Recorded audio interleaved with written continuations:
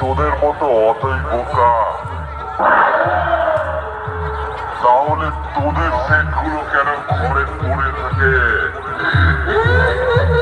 বনমাস সাউন্ডকে ফিরে রেখে